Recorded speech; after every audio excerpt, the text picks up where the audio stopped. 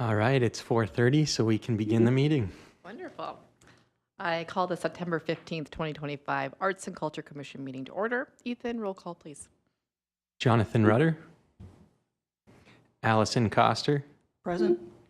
Carrie Rogers, Present. Britta Trigstead, Present.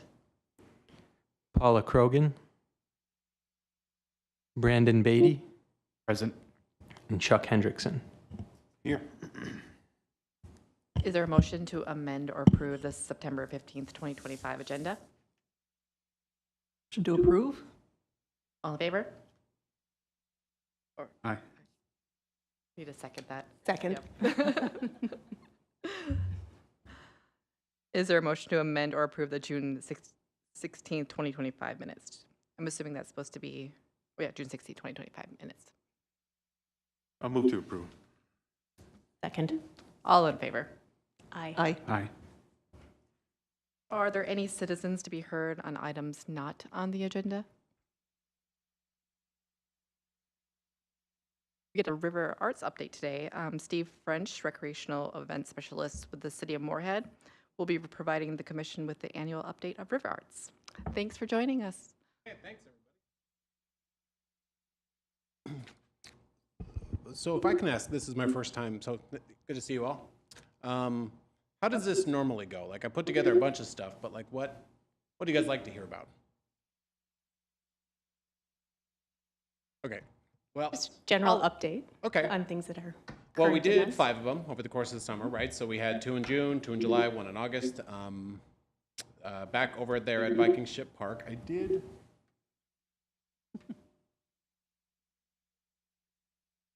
And Ethan was nice enough to kind of put the information packets well enough with most of the photos that I had taken. So if this doesn't work, I think we can kind of work off the packet that's here. So a couple, I guess, intro things. I obviously started here in March, and most of the acts had been booked for it, and so there was still a bit of a staff transition between what the other rec coordinator was here. So it was a bit kind of clunky at first as we worked through it, but I think we were able to kind of pull it together pretty well. So, yeah, I mean, I would say on average, the attendance was okay for these. Does it click? Does that work? There it is. Okay, great. Okay. Oh my gosh, I did a PowerPoint. So, oh, I'm not gonna be able to read that. Nope. I'm just gonna work off our page here. Yeah, I guess kind of talking more of like a feeling of it. Like, I mean, I would say we probably saw roughly about 200 people per event. It was mostly, I think, with the main acts on kind of the draw was like, I would say largely like cover band-esque or like, kind of local acts like, post-traumatic funk, things like that. So a lot of what we saw, if you were to kind of view it from the outside, is just folks kind of hanging, sitting in chairs, which there's no problem with. But I think if I was trying to make more of an engagement, like to have more things that people could like touch or like just do something with, or like what are we doing if I'm having an event called River Arts that like promotes the art side of this thing, right? So again, I would say kind of staples of it, like Kim the Clown was there. We had like the bouncy houses from Games to Go. Petting Zoo was there, kind of off and on. And then as best as I could, trying to support like any number of unique engagements. Like we had the gentleman that does the Draw Club come out and do like some graffiti sessions, paper making classes. Christy Goulet was there doing a Dreamcatcher workshop at one of them. So yeah, I mean, I thought it was kind of a nice night in the park, again, I kind of refaced the stage so it drew people in. The Lions Club was back out there serving food. So I guess it kind of left me though, like I felt like, sounds weird to say, but like, what am I doing this for? I think now I have a lot of ideas of like, in terms of like, I think I could try to make it more art focused, I suppose, or like, what can I do to make more of it that where it's like, it's not so much about just coming and watching a band play that you find at many other, like Post-Traumatic Funk played at our show and then a week later played at another show. Like, am I using an opportunity to explore something? Like, is there like a theme for the year that we want to do? Like, oh, we're trying to do more sculptures or something. Like, I just thought like, if I'm going to do an art program that way versus just a summer show, and I mean, I'm not tied to an outcome, but I just was curious, like, Anybody have any thoughts there, or? No? Try selling beer? We did sell beer. Sorry, I didn't even bring that up. Okay. Yeah, we had FMCT was out there with wine, and then Swing Barrel came out. Both of them came to all 5 shows. So yeah, I mean, I think there's a lot I need to do in terms of promoting it, trying to rebuild it. That's why we put a much more resources into having better photographs, so that we're able to kind of like capture more of, I think, what the really great moments of it were, to kind of build it. But yeah. Was the Lions Club, were the only food vendors there? Or was there? That one's a bit tricky. So I feel like I inherited something like a relationship that I didn't necessarily understand, where I think in the past it had been set up where, I mean, again, really nice of them where they come and the money that they make goes to the events that they support. But I think if it's our kind of collective effort that we want to see this thing grow, I need a much better variety of food. You know, like there just is not inclusive in terms of people's needs at all. And so I didn't want to break it my first run through, you know, but I just like, now that I've done it, that's absolutely probably one of the first things I'll revisit, that we just can't have them be the exclusive food. Yeah, it's nothing against the Lions Club though, but if you had more choice and cold beer and good act, I mean, and then you have the art stuff sprinkled in too, I think that would work. It's worked I think with different events I've been at, I mean, we've seen a lot of people, but you know, they have different food vendors, and there's no problem finding food vendors around Fargo Moorhead, so. Agreed. No, I know that they're kind of particular on it, where I think it would be if we did bring more food, they would probably not come. And I guess if that's their choice, I think that's okay. But I just, again, like kind of my first run through, I didn't know if there was like deeper relationships and stuff that I didn't understand. So I just wanted to kind of run through the series and just like see how it like glean it, you know, listen to it first. But I guess that's where, yeah, like if I was just doing a summer a summer concert, right? And like that was my theme, like I think that was fine. It was always really nice nights in the park. It was beautiful out there in Viking Ship. Like I think if I was to improve the food, you know, again, have more options for people. The beer I think was great. Like just folks coming out, sitting in a chair, watching a great show in a park. I think we nailed it, you know? But I think if I was like, this is an arts theme, then I just didn't know. I was kind of like sticking to my brain, you know? I like the theme idea though, because that kind of centers people. Yeah. Yeah, that'd be a good idea. I'm sorry, go ahead. How was this marketed for the community? How were people doing? Obviously in the brochure, I did posters, we did a lot of social media. It was a bit, again, it was kind of like get here and then run, you know, and so there was a lot of just like kind of understanding the system of it. So I think I'll do a much better job as we go, you know, now that I have the first year under the belt on it. But I would say, yeah, very traditional in the sense that I don't even think I did a lot of Facebook promotion. The photos and like the visuals that I was pulling from, I don't think were very strong. So yeah, kind of traditional there. I know we did radio, posters, social, and then the brochure. As far as like the age groups for who you promoted it for, was it for mostly families, or was it kind of a net of all the community? I would say it mostly skewed older. Okay. And I do think that had a lot to do with just, Hope did a fantastic job of just booking the acts because we needed them for the brochure when we were in a staff transition time. So I think kind of leading into that, taking a little bit more of an effort to be intentional on who we're looking to attract to it. I think we can look at that better. Our community has such a diverse community of older and young families and college students. So it'd be great to see everyone out to a thing like this. Mm-hmm. Yeah. Yeah, agreed. So yeah, really just trying to take the season to just like listen to it, right? Like, you know, it was, if you came out there, you know, again, like I think the stage placement, a little bit of some scenery that I had set up, I thought was a really nice setting for the event. Kind of had like an outline perimeter of just like, I would say like vendor partners where they were trying to do more engagement, where there wasn't really that many. I think I had one sponsor booth that was really just kind of like collecting leads, but everybody else was there to do like local partner engagements. And then, yeah, the activities for it, which were like, towards the end of it, I was able to book a gal that would come out and do like hula hooping and bubbles and a little bit more like, how do we get people moving with us? Yeah, I actually really appreciated that there was just like kind of the, I would say, more older crowd that just came to just kind of sit and watch the music. I think that's great. I'm never trying to like pull away from that, but I do think if there was an opportunity to bring more younger families in, because it is a family-friendly free event, just to try to cater more to that audience. Trucks and beer probably would help with that. What was that? Food trucks and beer would probably help with that. Yeah, hot dogs is tough. Just trying to get everybody in with hot dogs was tough. So, I just want to say that I appreciate your efforts on that and like in the time of transition, and it sounds like it turned out to be a really fun event.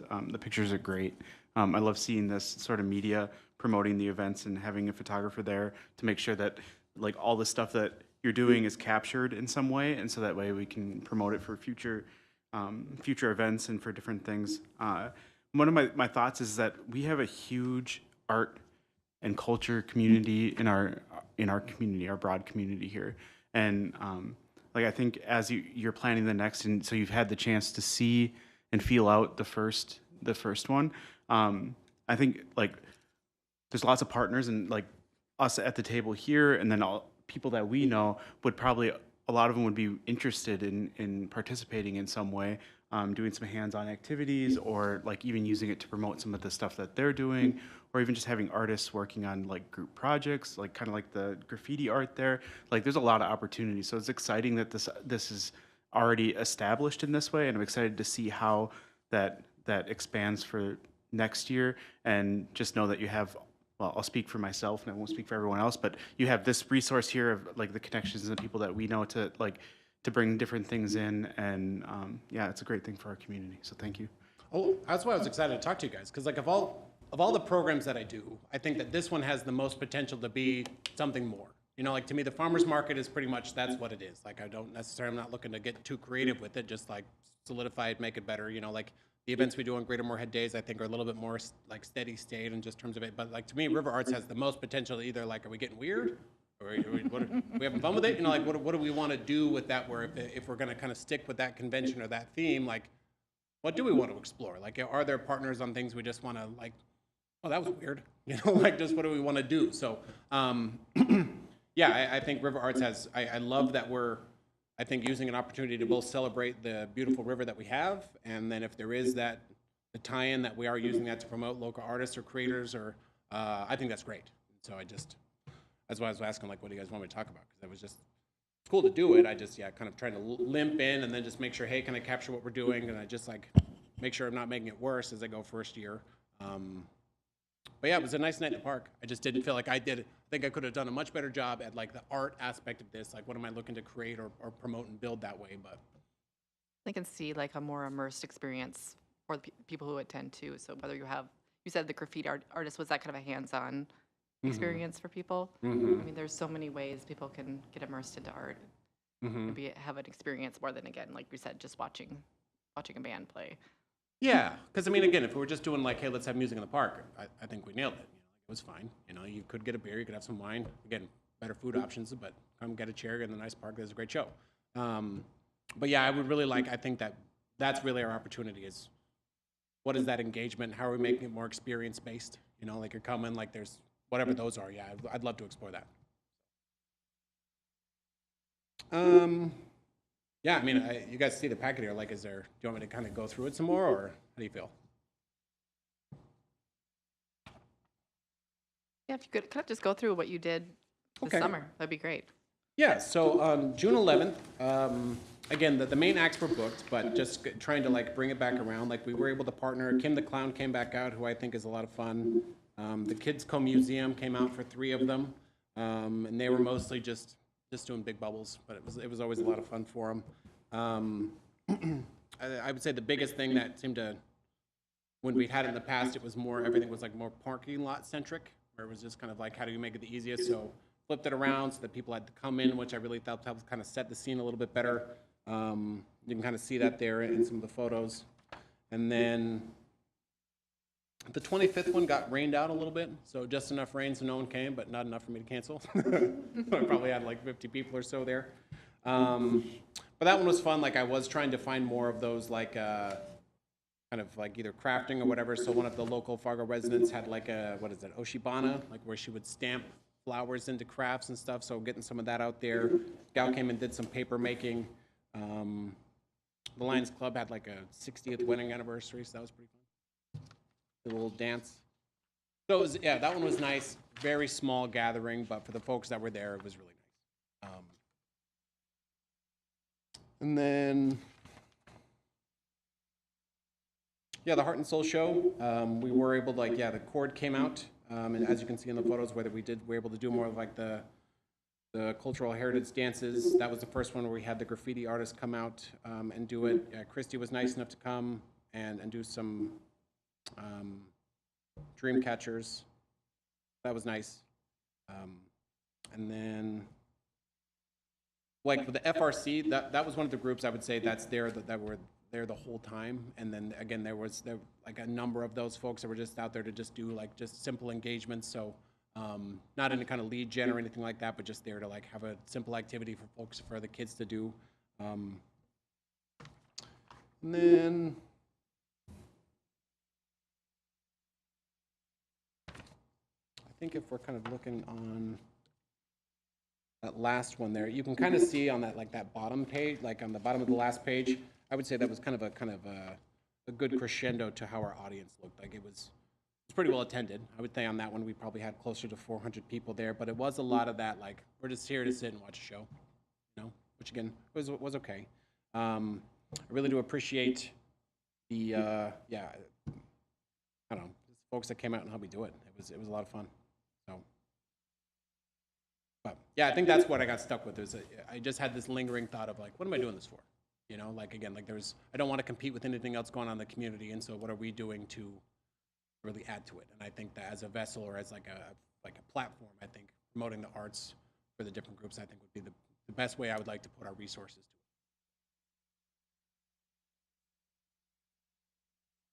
it. Have any other questions for Steve? You can get those Amish donuts they had at the state fair and you have lines wrapped around the, Now we're talking. yeah. I don't think they'd come in the Moorhead, but waited an hour, never got them, so. No, again, just to repeat on that one, like it just was trying to be sensitive that like I don't understand the landscape. You know, I'm coming in new to this thing, and so I just didn't want to disrupt any relationships that I didn't know versus like, oh, you guys are out because I think I know better. So I was really just trying to take the season, but I do think that would, I am trying to attract more people and then build what we're doing. Is there more, you know, similar to how we do it like the global market? Like, are there local foods, like, not suppliers, but like, you know, local, like, local businesses or folks that we can get out there, try new things? Like, is there just stuff that we can, again, explore? What's new? How do we just get out there and just see what the community's doing and use that as our platform for it? So. And I think that 400 people at that last event that's a good number, especially at the front vendors, and then you've got the bagpipes too, so it's kind of, you know, you got rock and roll and then the Scottish, but yeah, that's a good idea. So maybe do something like that too, just. Yeah, part of me was thinking that like I either want to try to like, because if you know, if you were there, it's like, okay, the opener starts at 5:30, main act starts at 6, and there's not really any time in between it, you know. So I was either considering like, do we extend it a little bit longer, like since I already have folks there, like does it go till 9 since we're in the summer, and then maybe still maintaining on 2 acts, but then just have some more time or something else in between. Like, how do I just like open it up a little bit more? Because it felt more like we're doing it and it's done, like, versus like, hey, you're here, come enjoy the night in the park with us, and like, what can we again just play with? So that's one of the things I'd like to consider is like, do we do it like, hey, it's actually like a 5 to 9 show, and then you give a little bit more time to the opener, or do we add a third? Like, again, how do we just use it as a platform to be able to allow more people to participate in the community? So that's some of the thoughts I had. So. And then I did book the dates for next year. We have June 10th, 24th, July 8th, July 22nd, August 5th.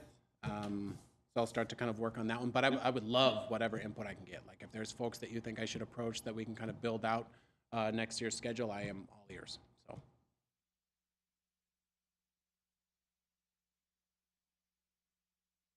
The best way to get a hold of you?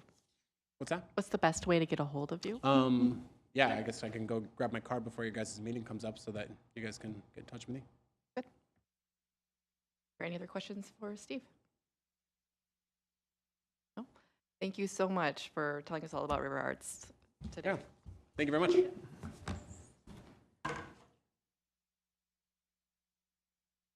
Like we have some project updates as well. The Indigenous Sculpture Historic Video Series and Sidewalk Stamps. Ethan, can you please provide an overview?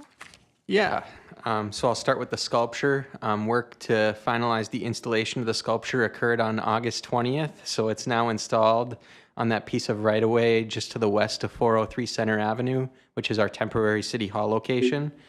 City staff and the artist have been coordinating some details for an unveiling event, so we'll have more information to come pretty soon on that. And additionally, staff is going to continue coordinating to add signage, add the piece to the Moorhead Sculpture Walk, and potentially add some pollinator plantings around the sculpture site. And then moving into the video series, city staff has been coordinating with both staff from Moorhead Community Access Media and the Historical and Cultural Society of Clay County to finalize the recording of the first episode. This episode kind of covers the founding of Moorhead in Clay County. It's anticipated that it will be open or viewable to the public sometime here in the near future. We're just waiting on some additional details. And so we'll have more details on that in the future to come as well. And then lastly, relating to the sidewalk stamps, the art submission recommendations that we did that were approved back in June were approved by City Council at their July 14th meeting. So staff is just continuing to coordinate with Sign Badger to manufacture both the stamps that were missing from our inventory and the new stamps. And then staff will continue working with Op Construction to keep installing stamps along the 11th Street underpass area.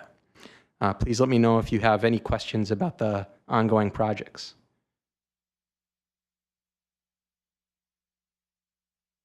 With that historic video series, is it going to be released to MCAM or how's that, YouTube or? So we're still kind of coordinating the details on that. It'll likely be on YouTube channels for both the city, historical society, but there's potential for some other places where we could have it viewable. So prior to putting it up on YouTube, we're just exploring all those avenues first. And are we going to market it so people will know? Yes. Pretty heavy? Yes. Okay.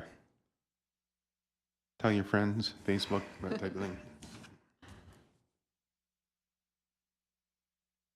Yeah, and if there are any ideas for marketing too, we'll definitely take that feedback. So, Well, I think they're probably going to post it on the city website and just get as many people to share it on Facebook and Twitter and Instagram and even Snapchat. I don't understand Snapchat, but yeah, you can do that. Well, and the marketing that I've been seeing out of the city lately is pretty good. Like, I've been seeing some really cool posts, so keep it Yeah, up. Yeah, I'll give them kudos for that. Like a forum, article on it. That's what I worry about is the marketing of it. Nobody will watch it, but I imagine it's going to be very good. It's going to be interesting. Everybody in even Fargo, Moorhead, and the surrounding area, even way up north. So, yeah, if we could market it pretty well, and just get the word out. Been letting the schools know too, the history departments, both at like the high school and the colleges, would be a nice way. Maybe they'll share it with their students. We might share it on social. Help. yeah, we can definitely reach out to the schools as well. Yeah. And then like the churches too, or just get word of mouth out there. And Have you talked about doing an event around the first episode? Like a premiere, a showing with popcorn and whatnot for families? We haven't yet. That's definitely something that could be explored. So yeah, if it's of interest, we could definitely look into that.